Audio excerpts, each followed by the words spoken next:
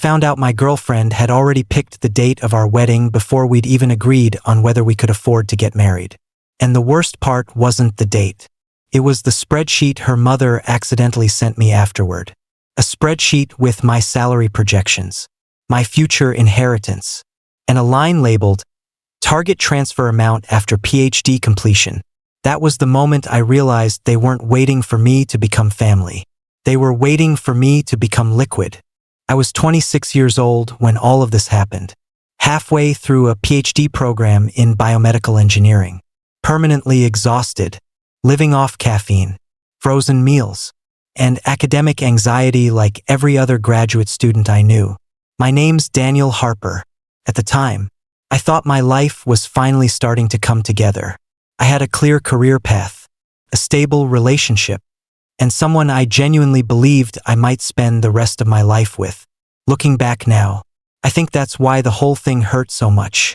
Not because of the money, not even because of the betrayal itself, but because I really loved her, deeply enough that I kept ignoring things that should have terrified me months earlier. Lena was 27 when we met. She worked in healthcare administration at a private hospital network nearby.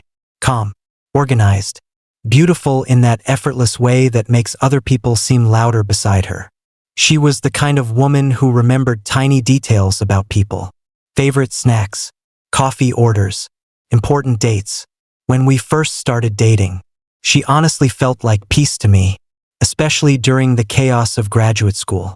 At that point in my life, I was stressed constantly, broke most of the time, and surviving on ambition more than actual stability. And somehow she made ordinary life feel softer, easier.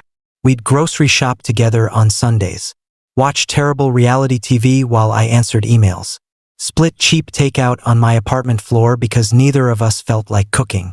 Felt real, adult, stable.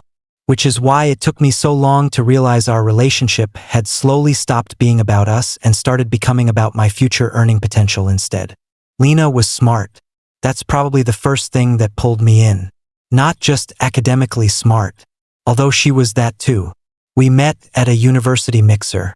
I was halfway through my PhD program, exhausted all the time, surviving on instant ramen and caffeine. And she was working in healthcare administration nearby.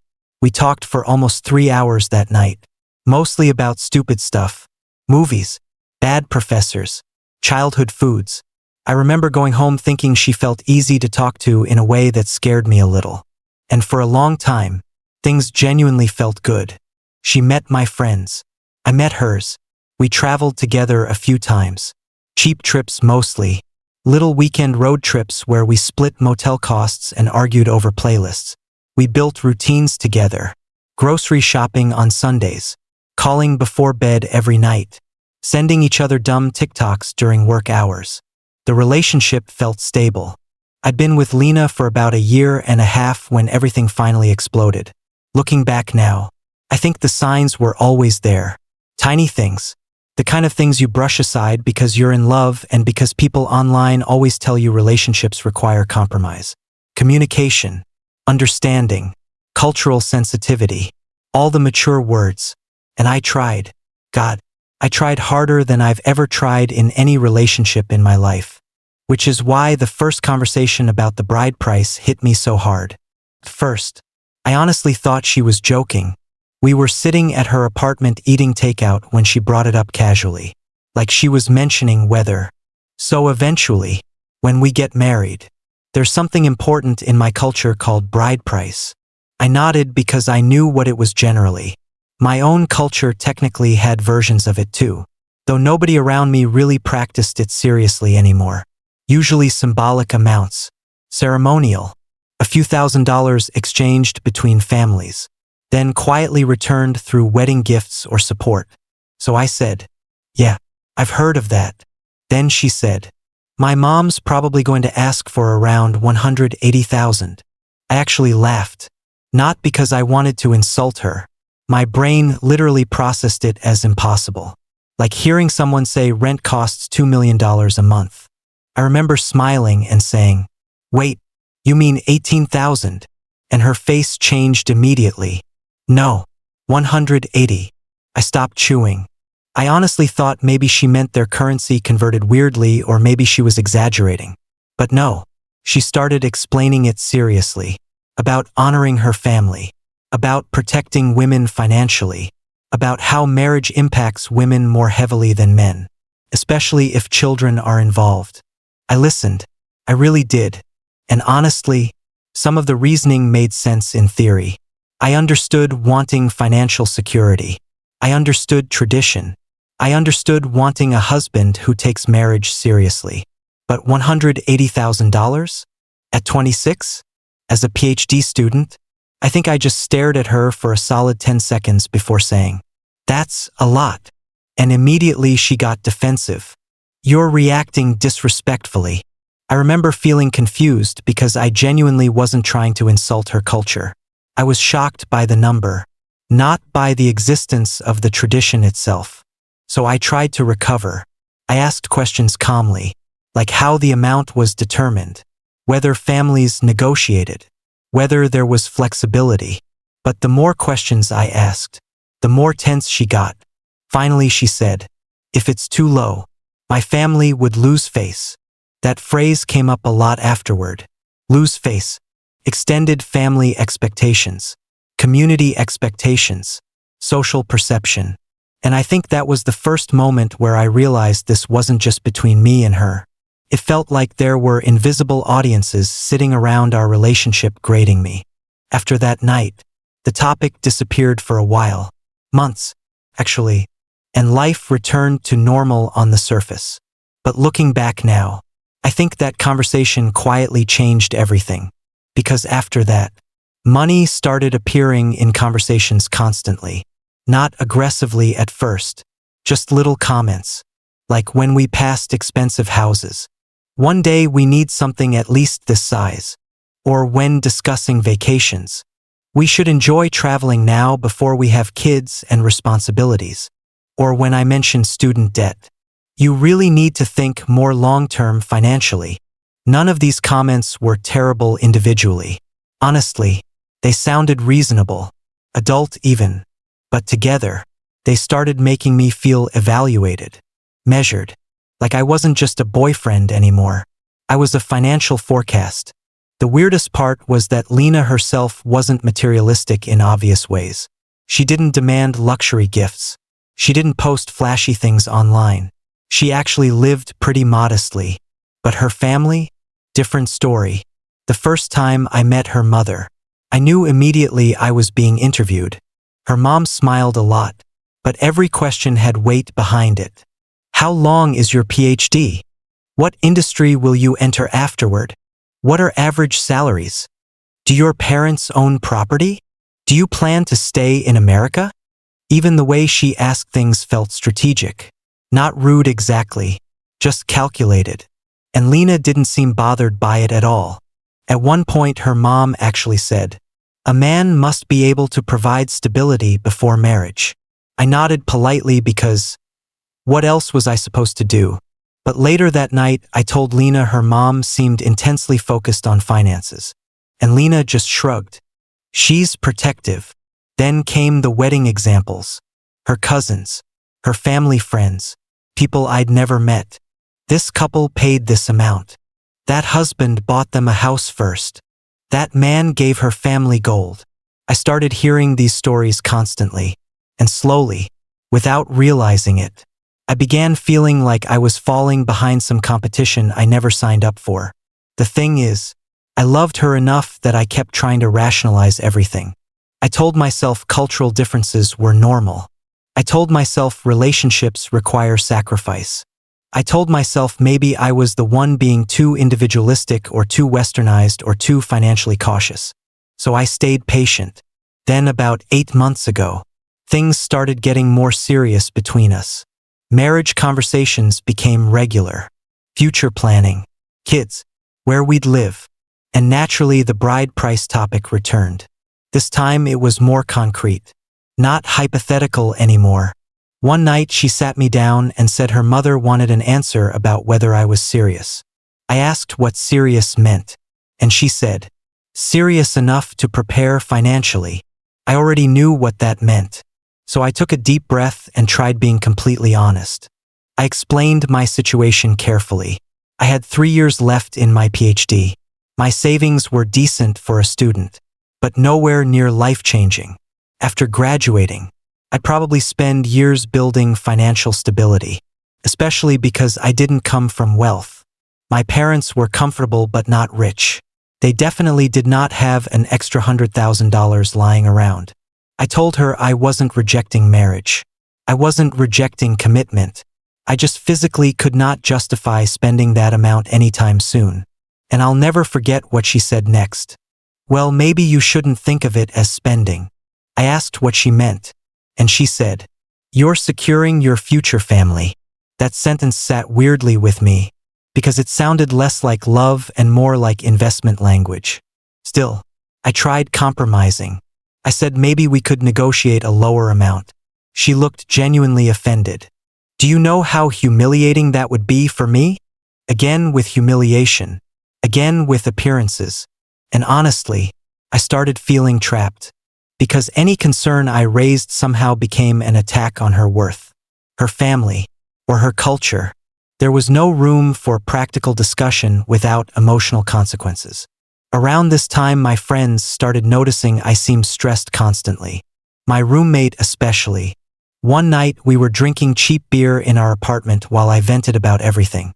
I remember finally saying the number out loud. 180,000. And he nearly choked. He thought I meant wedding costs total. When I clarified it was specifically the bride price, he stared at me like I joined a cult. Dude, that's not tradition anymore. That's a down payment. I defended her immediately. I explained the cultural aspects, the symbolism, the expectations. But even while defending her, I heard how insane it sounded.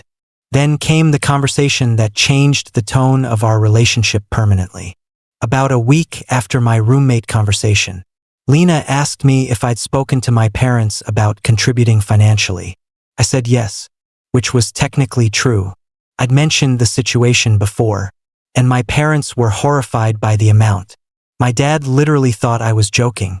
My mom asked, "Are they selling a daughter or arranging a marriage?" I hated that comment. Honestly, felt disrespectful. But it also reflected how impossible the number sounded to outsiders. So when Lena asked if they'd help, I said probably not. And her entire demeanor shifted. Not angry immediately, colder. She asked why. I explained that my parents fundamentally disagreed with the expectation. Plus, they weren't wealthy enough for that kind of expense to feel casual. And then she said something that genuinely irritated me for the first time in our relationship. Well, parents are supposed to sacrifice for their children. I remember staring at her, because in my head I was thinking, your family is demanding the money, but my parents are supposed to sacrifice for it? I asked her calmly if her own family was contributing financially to the wedding, and she said her family was already giving me their daughter. I swear to God something inside my brain short-circuited when she said that, not because I thought she meant it literally like property, but because the framing suddenly felt ancient in the worst possible way. Still, I stayed calm. I always stayed calm. That was kind of our dynamic. She got emotional. I tried to de-escalate, except over time, staying calm started turning into swallowing my own feelings entirely. Around that point, I started noticing another weird pattern. Every disagreement somehow circled back to my level of commitment. If I hesitated about timelines, it meant I wasn't serious enough. If I questioned the amount, it meant I didn't value her enough. If I proposed alternatives, it meant I was trying to avoid responsibility. Nothing I did counted unless it involved full agreement. And honestly, I started feeling exhausted all the time, like every conversation was secretly a test I was failing. Then came Thanksgiving. And that's where things started becoming genuinely surreal. Lena invited me to dinner with her family. I thought maybe this was progress. Maybe her family was warming up to me. Dinner started fine enough. Food, small talk, her cousins running around. Then somehow the topic shifted to weddings. One of her uncles asked when we planned to get married. Before I could answer, Her mother smiled and said, "As soon as he's financially prepared." Everyone laughed lightly. I laughed too because I didn't know what else to do. Then her aunt asked, "How much are they asking?" And her mother casually answered the amount. The entire table reacted. Not with shock, with approval. One cousin even whistled and said, "Wow, Lena's doing well. Doing well. Like I was a job offer." Then someone joked that I better work hard after graduation. Another person asked what my expected salary would be. And suddenly I was sitting at this dinner table realizing they were openly discussing my future earning potential like I was livestock. I felt humiliated. But worse than that, Lena seemed completely comfortable. Like this was normal. On the drive home, I finally snapped a little. Not yelling, just honest. I told her dinner made me uncomfortable. And she immediately got defensive again. They were joking. I said maybe partially, but it still felt degrading. Then she said something that stayed with me for months afterward. "You're too emotional about money." Too emotional. Me, the guy being asked for nearly $200,000. At that point, I started wondering if we were living in completely different realities. Still, I loved her, which is the part people online never understand easily. Love makes you tolerate situations your rational brain would reject immediately. Because you remember the good moments too. The nights she rubbed my shoulders while I studied. The mornings she brought me coffee unexpectedly. The way she held my hand automatically while walking. So every time I thought maybe this relationship was becoming unhealthy, another part of me would think, but what if this is just one issue? What if everything else is still worth saving? And honestly, I think she loved me too. Just maybe not separately from what I represented. Maybe the two things had become intertwined for her. I didn't fully realize that yet though. That realization came later. Much later. And when it came, it wrecked me. After Thanksgiving, something changed in me. Not dramatically. Not all at once. I still texted her good morning. Still picked up her favorite snacks when I went grocery shopping. Still drove across town to see her after long lab days. But there was this constant pressure sitting in the back of my head now. Like every happy moment had an invoice attached to it somewhere. And the worst part was I started feeling guilty for even thinking that way. Because every time I questioned the situation, I could already hear her voice in my head telling me I was reducing love to money. Which was ironic considering I was the one being assigned a six-figure price tag just to move forward with the relationship. Still, I kept trying to make it work because once you've built a life around someone, your brain doesn't just suddenly let go. You start negotiating against yourself. You minimize things. You tell yourself maybe every couple has one impossible issue they need to overcome. Maybe this was ours. Around December, Lena started sending me more wedding-related content online. Venues, dresses, apartment ideas, honeymoon destinations. At first I thought it was harmless. Couples do that. But slowly I noticed something weird. Every conversation about the future assumed the bride price was already settled. Not if, not how, just eventually. Like the only thing left was timing.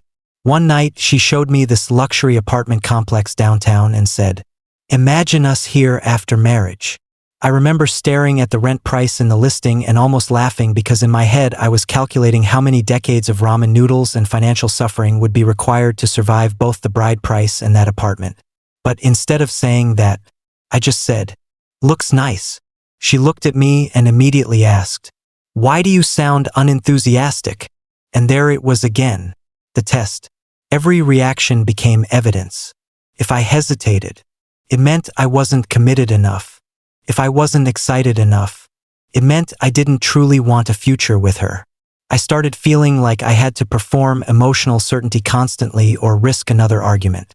Then came the spreadsheet incident.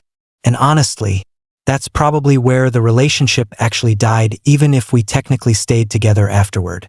It happened completely by accident. Her mom had emailed me some restaurant options for a family event we were planning to attend. Attached was an Excel file. I assumed it was budgeting information for the dinner or something. I opened it casually while sitting in the lab between experiments. At first, I didn't understand what I was looking at. There were tabs at the bottom labeled Housing, Wedding, Timeline, and then one labeled with my name, my actual name. I clicked it because I figured maybe they were organizing seating arrangements or costs related to us specifically.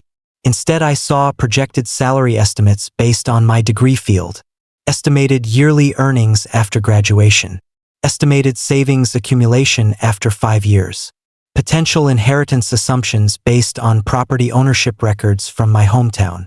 I literally felt my stomach drop. Then I saw the line near the bottom.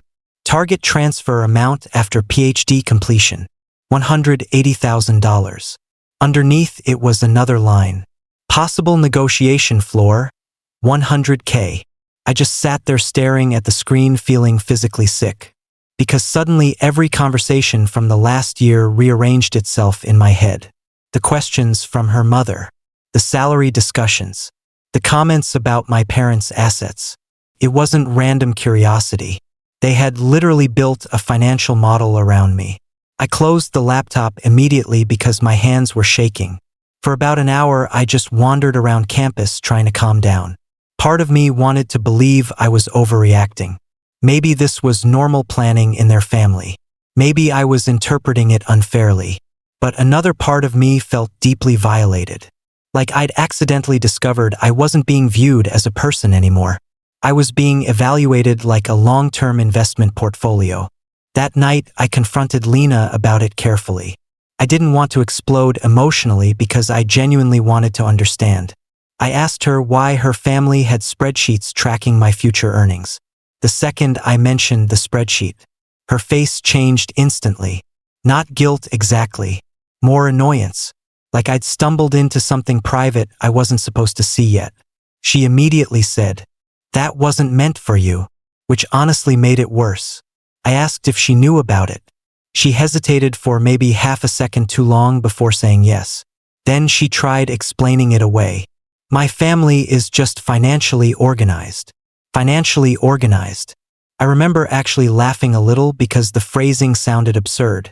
"Lena," I said, "they estimated my inheritance." She sighed like I was being difficult. "They're trying to make sure our future is stable." And I finally said the thing that had been sitting inside my chest for months. "Why does it feel like your family is pricing me instead of welcoming me?" Silence. Long silence. Then she crossed her arms and said quietly, "You're making this uglier than it is." That sentence pissed me off more than anything else because somehow I was again being framed as the problem for reacting badly instead of the actual situation being insane. I asked her if she genuinely thought this was normal, and she said, "In my culture, marriage is serious," which honestly felt manipulative at that point because every disagreement kept becoming culture instead of actual discussion. I told her culture shouldn't make someone feel financially hunted, and that triggered a massive argument. She accused me of disrespecting her family. I accused her family of treating marriage like acquisition. She said I was too individualistic. I said she was letting her family control our relationship entirely. At one point, she literally said, "If you loved me enough, this wouldn't matter." And I remember feeling something in me go cold because that sentence is impossible to argue against rationally. It's emotional blackmail disguised as romance. If you continue objecting, you prove you don't love them enough. If you give in, you sacrifice yourself to prove devotion. There's no healthy outcome. After that argument, things got tense for weeks. We still saw each other, but there was this heaviness now. Conversations felt careful, filtered, like we were both avoiding landmines. Then New Year's happened. Her family hosted this huge party. Extended relatives everywhere. And honestly, I almost didn't go because I still felt weird after the spreadsheet incident. But Lena begged me to come because apparently people were expecting us. So I went. And somehow the entire night became another subtle interrogation disguised as celebration. Her relatives kept asking when I'd graduate, whether I planned to work in tech or industry, whether I wanted children immediately after marriage. One uncle even joked that I should start saving aggressively now. Everybody laughed except me. At one point, I went to the bathroom just to breathe for a minute because I felt trapped. When I came back, I overheard two older women talking in the kitchen. One of them asked, "Do you think his family can actually afford it?" The other said, "Maybe not now, but his career trajectory is good." Career trajectory. Like I was a stock option. I stood there for maybe 3 seconds before walking away quietly because I genuinely didn't know what to do with what I just heard. The entire night I felt detached from my own body, like I was watching someone else's life happen. On the drive home, Lena noticed I was quiet. She asked what was wrong, and I finally told her what I overheard. And instead of apologizing or acknowledging how weird it sounded, she immediately got defensive again. "They're just concerned about our future." I snapped a little then. "No," I said. "They're concerned about extracting value from me." She got furious immediately, said I was insulting her family, said I was acting arrogant and culturally insensitive. Then she said something that honestly shocked me. "You think too highly of yourself if you believe this is all about your money." I remember gripping the steering wheel so hard my hands hurt, because what was I even supposed to say to that? The entire relationship had become about money while simultaneously denying it was about money. It was exhausting. Every concern got twisted into some moral failure on my part. Around February, my stress started affecting my work. My advisor actually asked me if everything was okay because I seemed distracted constantly. I stopped sleeping properly. I'd wake up in the middle of the night doing math in my head. Salary projections, savings timelines, housing costs, retirement impacts. I started imagining worst-case scenarios constantly, spending years recovering financially after marriage, resenting her family eventually, becoming bitter. And the scary part was I could already feel resentment forming despite how much I loved her. Because love doesn't magically erase practicality forever. Eventually, reality starts demanding oxygen too. One night, my dad called me unexpectedly. Apparently, my mom had been worrying because I sounded stressed during our last conversation. So my dad asked directly, "Do you actually want this marriage?" And I remember sitting there unable to answer immediately, because I wanted her. But I didn't want this version of our future. I didn't want to enter a marriage already feeling financially cornered and emotionally manipulated. My dad listened quietly while I explained everything. Then he said something simple that stayed with me afterward. "A good marriage should make your burdens feel lighter together, not heavier before it even begins." And honestly, hearing that almost made me emotional because for months I'd been convincing myself suffering was proof of commitment. Like if I struggled enough financially and emotionally, maybe that meant the relationship was valuable. But suddenly I realized healthy love probably shouldn't feel like preparing for economic collapse. Still, despite all this, I wasn't ready to leave, which probably sounds pathetic. But relationships are addictive in weird ways, especially long-term ones. You remember the intimacy, the routines, the comfort, the future you imagine together. Breaking up doesn't just mean losing a person. It means grieving an entire imaginary life. So instead of leaving, I tried compromising again. I suggested legal protections, prenups, shared financial structures, insurance plans, joint savings goals. I basically tried turning myself into a one-man negotiation committee because I desperately wanted some middle ground where both of us could feel secure without detonating my future finances. But every compromise somehow became unacceptable. The prenup discussion especially became a disaster. I told her maybe instead of paying the bride price up front, we could legally guarantee financial protection for her in the event of divorce. I didn't even like prenups philosophically, but at that point I was trying anything. She listened quietly at first. Then she said, "What if you lose all your money one day?" I asked what she meant. She said, "What if you become irresponsible, gamble everything away, become addicted to drugs? Then the prenup means nothing." And honestly, that hurt me more than I expected.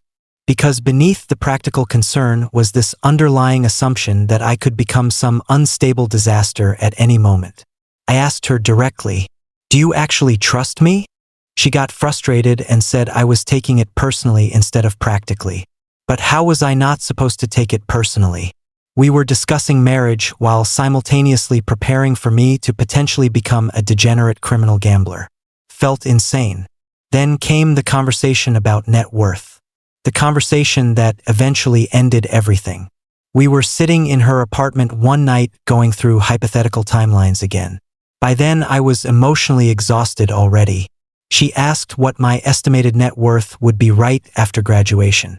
We calculated roughly around $100,000 between savings, investments, and signing bonuses if things went well career-wise. Then she looked at me and said, "Maybe I can convince my parents to lower it to around that amount." I remember blinking slowly because the idea of someone lowering the price attached to marrying me felt surreal. Then she smiled slightly like she was offering a huge compromise. "That way we could marry right after you graduate."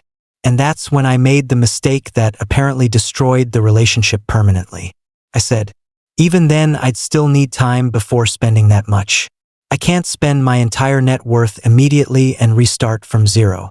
The second I said it, her face hardened completely. "Wow," she said quietly. "So you really would choose money over me?" I immediately tried clarifying. I explained it wasn't about choosing money over her. It was about basic financial survival. About not destroying years of savings instantly. About entering marriage responsibly instead of recklessly. But she was already spiraling emotionally. If I asked people whether they'd spend $100,000 to stay with the love of their life forever or lose that person forever, they'd choose love immediately. I tried explaining context mattered. Emergency situations are different. If she were dying in a hospital or kidnapped or something, obviously I'd spend everything I had without hesitation. But writing a blank six-figure check to satisfy family expectations was not the same thing. She shook her head and said, "You hesitated. That's the problem." Then came the line I'll probably remember forever. "A man who truly loves a woman doesn't calculate this much." And honestly, something inside me finally cracked then because I realized no answer would ever be enough unless I completely surrendered my own judgment. She didn't want compromise anymore. She wanted proof. Sacrifice as evidence. Financial self-destruction as emotional validation. And I couldn't do it. I loved her deeply, but not enough to erase myself completely. After that conversation, things between us didn't explode immediately. Honestly, I almost wish they had. It would have been cleaner, simpler. Instead, the relationship entered this strange in-between stage where technically we were still together. But emotionally it felt like we were standing on opposite sides of a frozen lake waiting for the ice to crack. We still texted every day, still saw each other, still slept in the same bed sometimes. But every interaction carried this invisible tension now. Like both of us knew something fundamental had broken and neither of us wanted to say it out loud first. And weirdly, that period might have been worse than the actual breakup because it dragged everything out slowly. Like emotional water torture. For the next couple weeks, Lena became quieter around me. Not cold exactly, more observant. Like she was reassessing me in real time. I catch her staring at me sometimes after I said something normal. One night we were cooking dinner together and I mentioned maybe applying for jobs in lower cost of living cities after graduation to save money faster. She immediately asked, "So your priority really is maximizing savings?" Not in a curious tone either. In that disappointed tone people use when they think they've discovered who you really are. And I remember just standing there holding a spatula thinking, what exactly am I supposed to prioritize after being told marriage requires 6 figures up front? Luxury instability? Financial suicide? But instead I just sighed and said, "I'm trying to think responsibly." She didn't respond. Just nodded slightly like she was filing evidence away internally. At this point, even our normal conversations started feeling transactional somehow. She'd ask about internships and somehow the conversation would drift toward salary ranges. I'd mention future career paths and she'd ask which one had the highest earning ceiling. Every topic bent toward finances eventually like gravity. And the worst part? I started resenting myself too because I was becoming hyper-aware of money constantly. I'd look at restaurant bills differently, apartment listings differently, future plans differently. I hated it. I hated feeling like my brain had become a calculator every time we talked about life together. Then came the engagement ring conversation. And honestly, looking back, that conversation should have ended the relationship right there. We were walking downtown one afternoon when we passed a jewelry store window. Lena stopped to look at a ring display for a second and smiled. Normal couple moment, right? Except then she casually mentioned one of her coworkers had just gotten engaged and her fiancé spent almost $30,000 on the ring. I laughed awkwardly and said, "That's insane." Wrong answer apparently, because immediately she got defensive again. "Why is it insane if he can afford it?" I said because personally I'd rather use $30,000 toward a house or investments than wear it on someone's finger. And then she hit me with another one of those emotional landmine statements. "You always reduce romantic things to practicality." That sentence bothered me deeply because it ignored the reality of what she was asking from me financially while simultaneously criticizing me for caring about finances. I remember asking her, genuinely frustrated now, "How am I the one obsessed with money in this relationship?" And she just looked away and said quietly, "Because you keep putting conditions on love." Conditions on love. That phrase stuck in my head for days afterward. Because from my perspective, I wasn't putting conditions on love. I was putting conditions on financial ruin. There's a difference. But somewhere along the line, she had merged the two completely. In her mind, willingness to sacrifice financially equaled emotional commitment. The bigger the sacrifice, the bigger the love. And once I realized that, a lot of her behavior suddenly made sense. The bride price wasn't just tradition to her anymore. It had become a measurement system, a test of devotion, which meant no compromise would ever fully satisfy her emotionally because compromise itself diluted the proof. Around this time, my mom started asking more questions too. She could tell something was wrong even though I tried hiding it. One Sunday she called while I was grocery shopping and halfway through the conversation she suddenly said, "You sound tired all the time lately."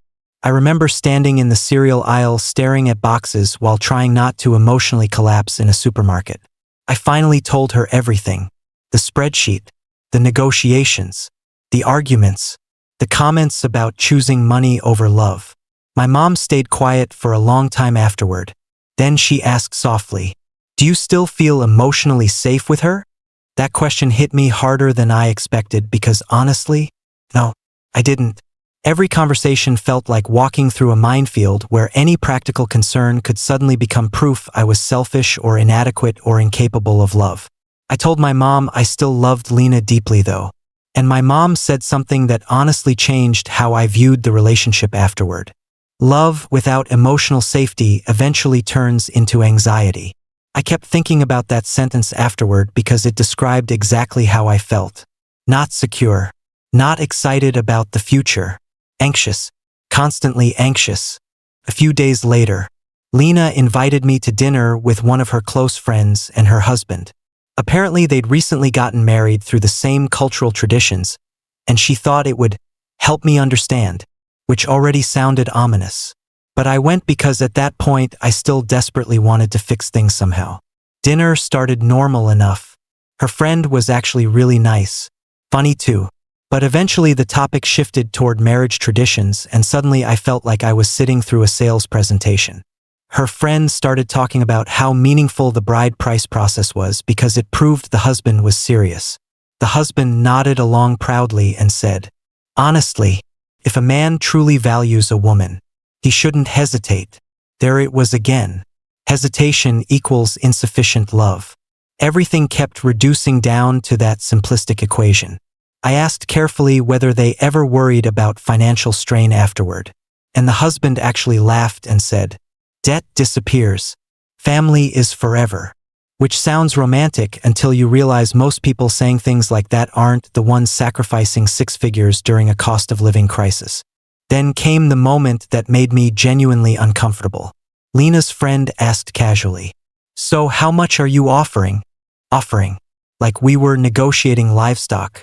I tried avoiding the question politely, but Lena answered for me, "We're still discussing it." Her friend immediately frowned. "Still?" Then she looked at me and said, Don't overthink these things too much. Men who hesitate lose good women. I smiled politely because causing a scene at dinner wasn't worth it. But internally I felt exhausted. It wasn't just Lena anymore. It felt like I was fighting an entire worldview where financial sacrifice was the primary language of male devotion. And maybe for some people that works. Maybe some people genuinely believe love should be proven through extreme material commitment. But I couldn't force myself to see it that way no matter how hard I tried. After dinner, Lena was unusually quiet during the drive home. Finally, she asked, "Do you see now why this matters?" And honestly, I think that's when I realized we were fundamentally incompatible because my answer in my head was no. Not because I didn't understand the tradition intellectually. I did. I understood it perfectly. I just fundamentally disagreed with how it was being applied to our relationship. But instead of saying that directly, I asked her something else. If your family suddenly asked for double the amount tomorrow, would you still defend it? She got angry immediately. That's not fair. I said maybe not. But I genuinely wanted to know where the line existed. Was there any point where she'd say enough? Any point where practicality mattered more than symbolic sacrifice? She never answered the question directly. Instead, she said, "You keep looking for reasons not to do this." And I finally said quietly, "No, I keep looking for reasons this still makes sense." That sentence hung between us for the rest of the drive. Things got worse after that. Much worse. Because now the conflict wasn't just about money anymore. It became about character. About values, about identity. She started making little comments that honestly chipped away at me psychologically over time. Like if we watched a movie where a guy made some grand romantic sacrifice, she'd say things like, "See, that's what commitment looks like." Or if one of her friends posted engagement photos online, she'd mention how some men don't hesitate when they know what they want. None of these comments were direct enough to start an argument easily. But together they created this constant atmosphere where I felt judged all the time. Like I was being compared against imaginary ideal men who would apparently empty bank accounts without blinking. Meanwhile, my stress kept getting worse. My advisor started noticing mistakes in my work. Small mistakes at first. Missed details. Delayed deadlines. One afternoon he pulled me aside after a meeting and asked if I needed time off because I looked exhausted. And honestly, I almost laughed because how was I supposed to explain this situation professionally? "Sorry, Professor. My relationship currently feels like an emotionally manipulative financial hostage negotiation." Instead, I just blamed burnout and promised I'd recover soon. I started staying longer at the lab just to avoid going home sometimes. Not because I hated Lena, but because being around her had started feeling emotionally draining. Every conversation carried hidden pressure now. Even affectionate moments felt complicated because part of my brain kept thinking, would she still love me if I lost my earning potential tomorrow? If I failed academically? If I switched careers? If I got sick? The terrifying part was I genuinely didn't know anymore. Then one night something happened that completely changed how I viewed her mother. Lena had left her phone in the kitchen while showering. I wasn't snooping. I swear to God I wasn't. But her phone lit up repeatedly with notifications and eventually one message preview appeared on screen from her mother. I only saw it accidentally because it kept buzzing while I was sitting nearby. The message said, "Do not let him delay too long. Men become stingier after earning more." I froze. Then another message came immediately after. "Once he is fully established, negotiation becomes harder." My chest actually tightened reading that because suddenly everything felt strategic in a way that genuinely scared me. This wasn't just family tradition anymore. It felt like timing a financial extraction before I gained enough stability to resist it confidently. I put the phone down immediately and just sat there staring at the wall while my brain replayed those sentences over and over. When Lena came back, I told her honestly what I'd accidentally seen, and instead of being embarrassed, she got angry at me for reading the messages. I explained I wasn't trying to snoop. The notifications literally popped up in front of me repeatedly. Then I asked her directly whether her mother actually believed I was some kind of investment opportunity that needed to be secured before market conditions changed. Lena said I was twisting everything maliciously. But honestly, how else was I supposed to interpret those texts? Men become stingier after earning more. That sentence haunted me because it implied the goal was securing commitment before I had enough financial confidence to reject the demands outright. I asked her if she agreed with her mom, and she hesitated. Again, that tiny hesitation destroyed something in me emotionally, because even if she didn't fully agree, the fact she couldn't immediately reject that mindset told me everything. Then came the apartment fight, and that one got ugly. We were discussing future living arrangements hypothetically after marriage. I mentioned maybe starting modestly somewhere affordable while rebuilding savings afterward. She immediately frowned and said she didn't want to struggle unnecessarily after marriage. I reminded her gently that dropping 6 figures beforehand would naturally impact lifestyle for a while. And she actually said, "Well, maybe if you planned financially earlier, this wouldn't feel like such a burden." I stared at her because that statement genuinely stunned me. Planned earlier?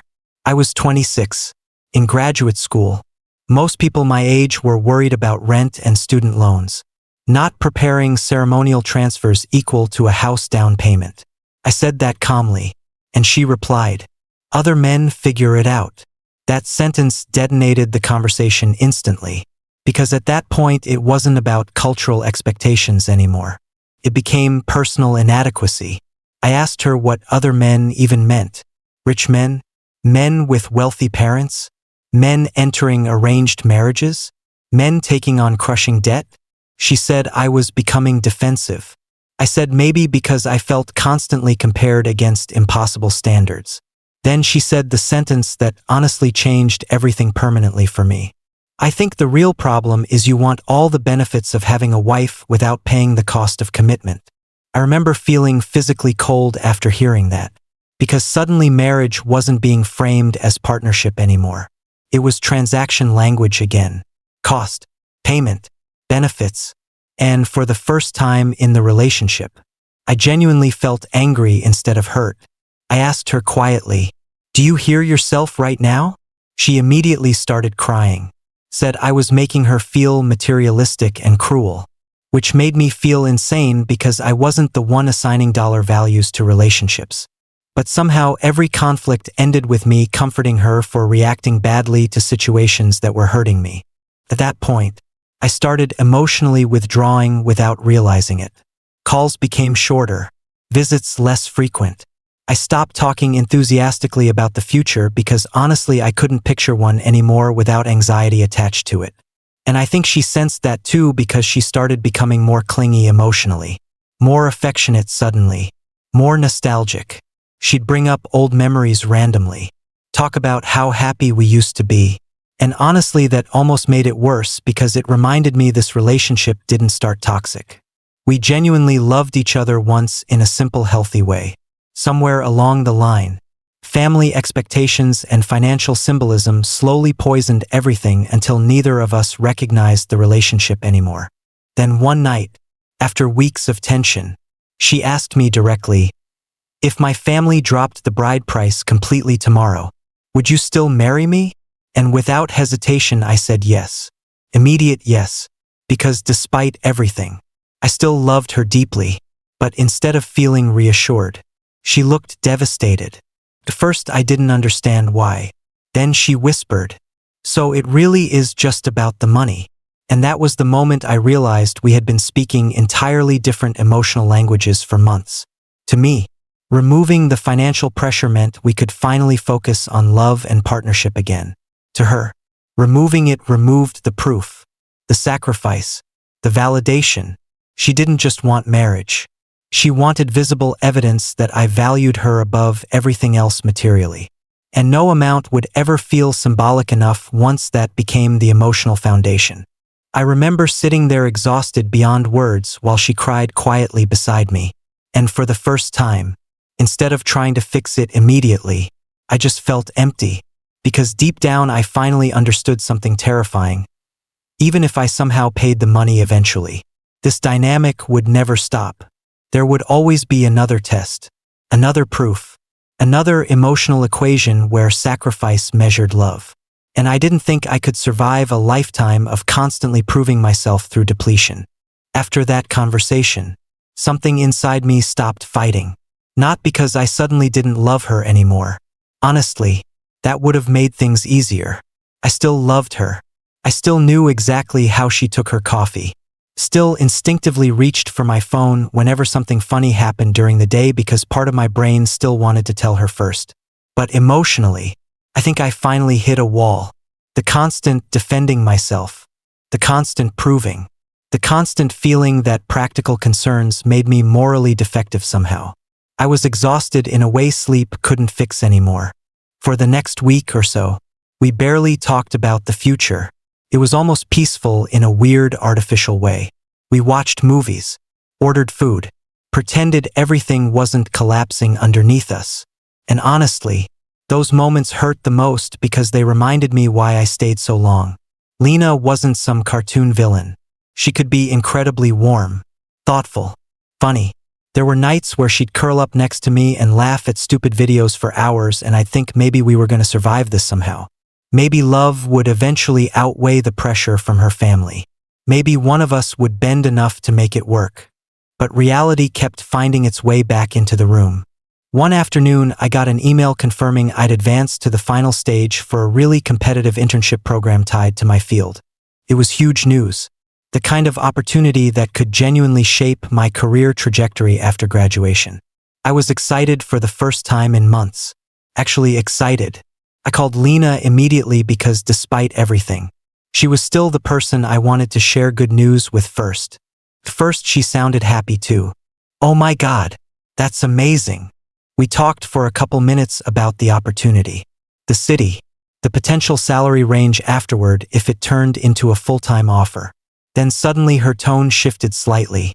"So, if you got that job, you'd probably be financially comfortable faster, right?"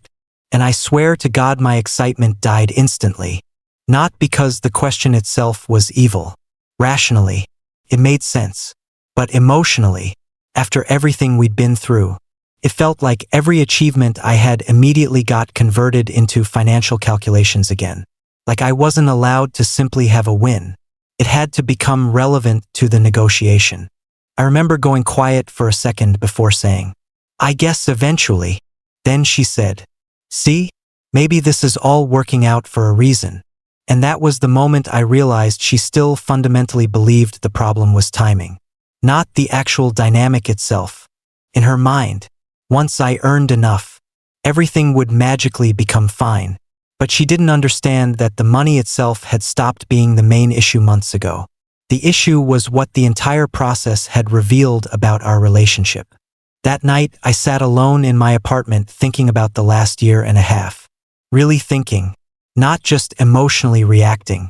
And for the first time, I asked myself a question I'd been avoiding completely. If there had never been a bride price issue, would this relationship still have been healthy? And honestly, I didn't know anymore, because once I started replaying everything carefully, I noticed patterns that had nothing to do with culture or money.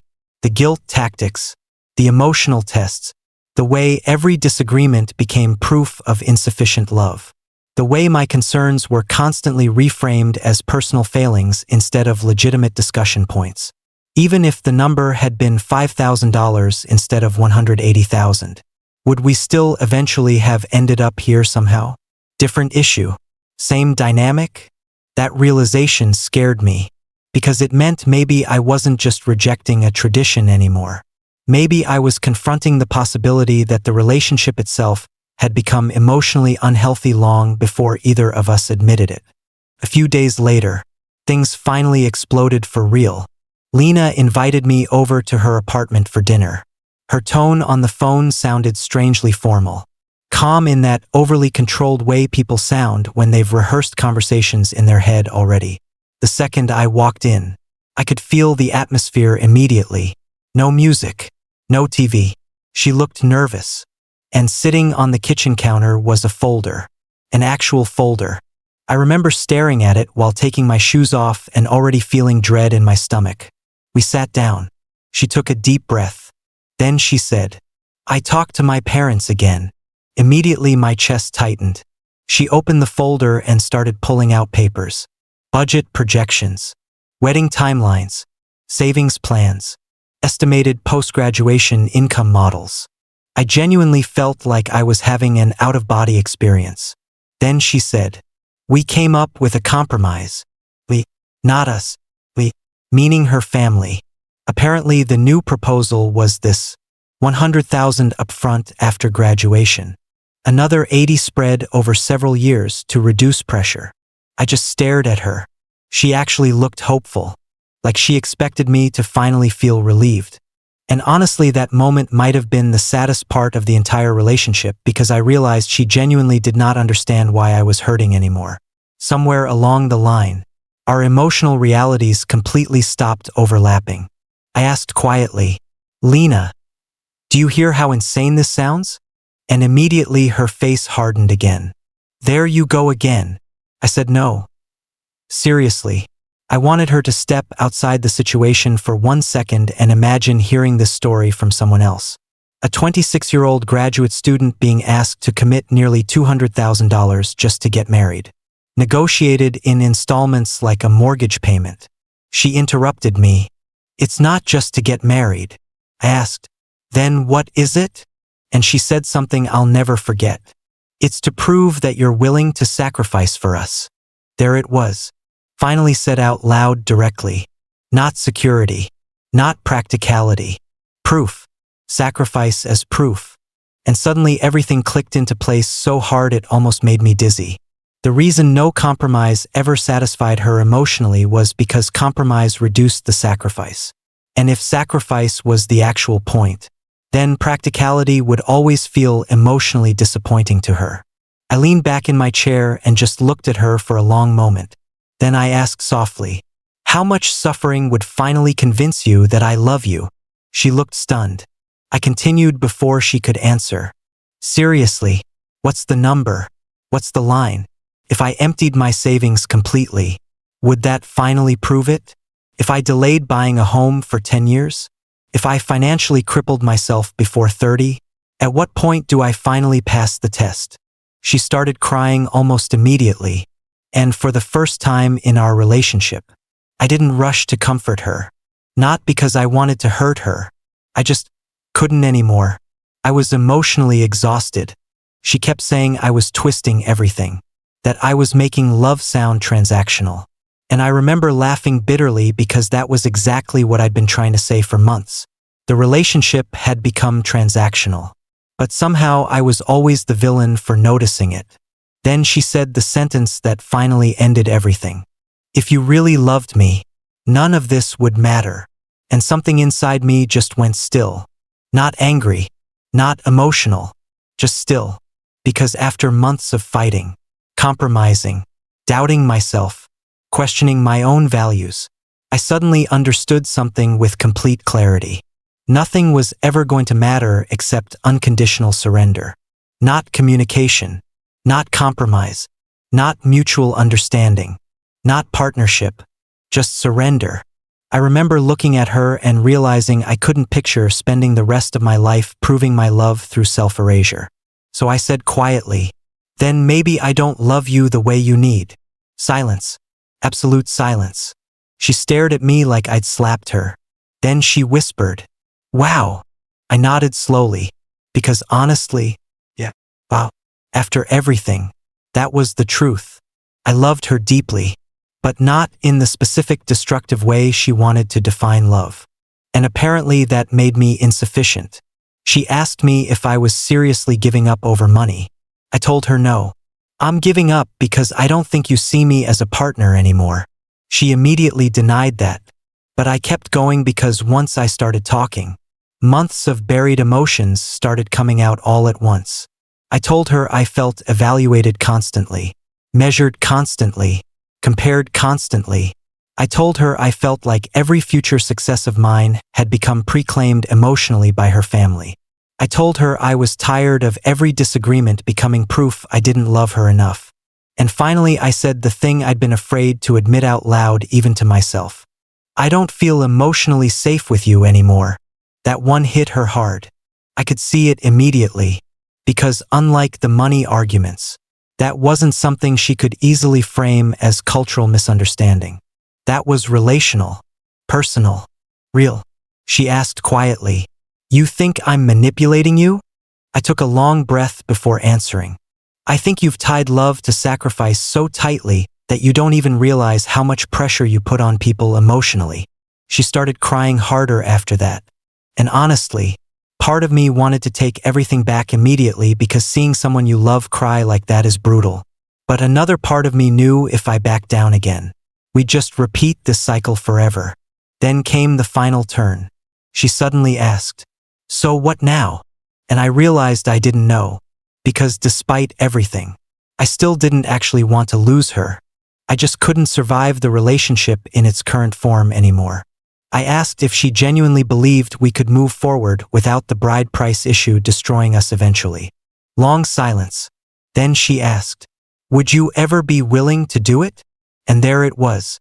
Even then, even after all that, still back to the money. Not how do we fix us?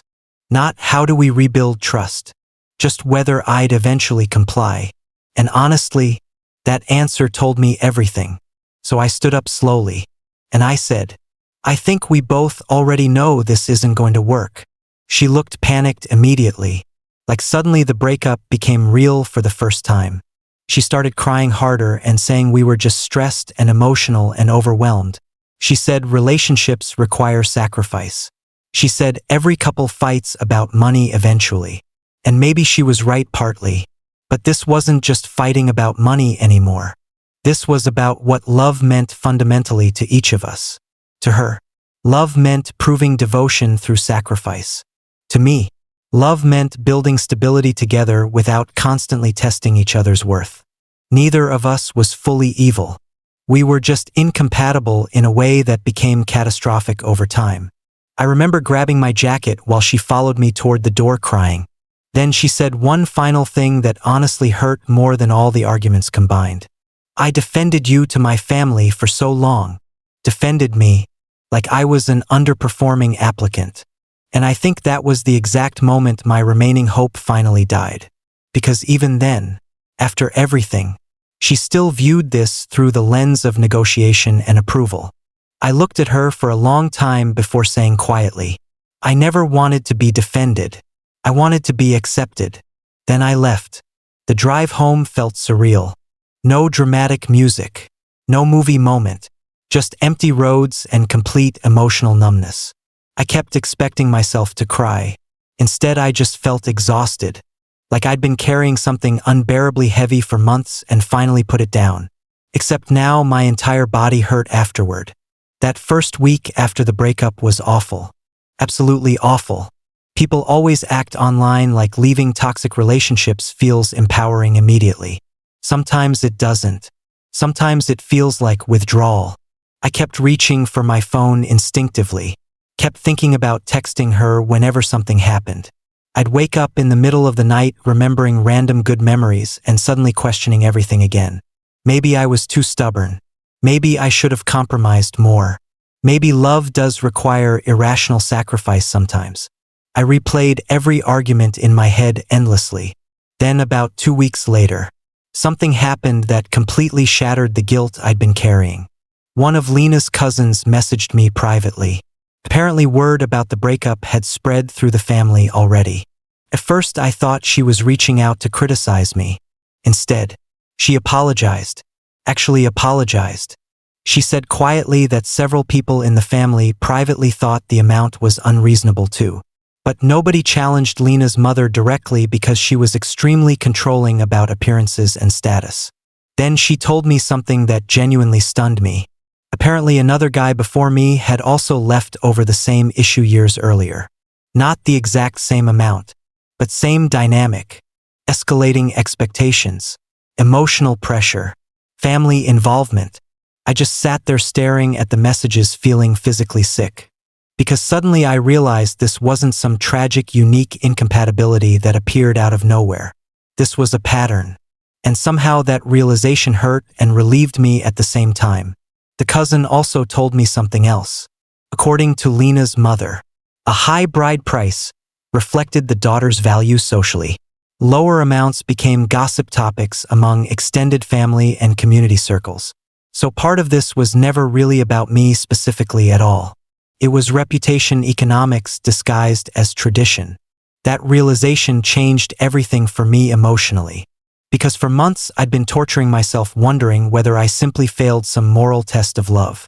But suddenly I realized the target itself may have always been impossible because the sacrifice was the point, not the outcome. About a month after the breakup, Lena finally texted me again. Just one message. "I still think you gave up too easily." I stared at that text for a long time, and honestly, old me probably would have spiraled emotionally reading it, would have started doubting myself all over again. But by that point, enough distance had formed for me to finally see things clearly. So I replied honestly, "I think we were asking each other for different kinds of love." She never answered after that. And weirdly, that ended up giving me more closure than another giant argument ever could. Because it was true. That was the entire tragedy of the relationship. Not villains. Not heroes. Just two people whose definitions of love slowly became incompatible enough to destroy them. Now, months later, I still think about her sometimes. Certain songs still remind me of her. Certain restaurants too.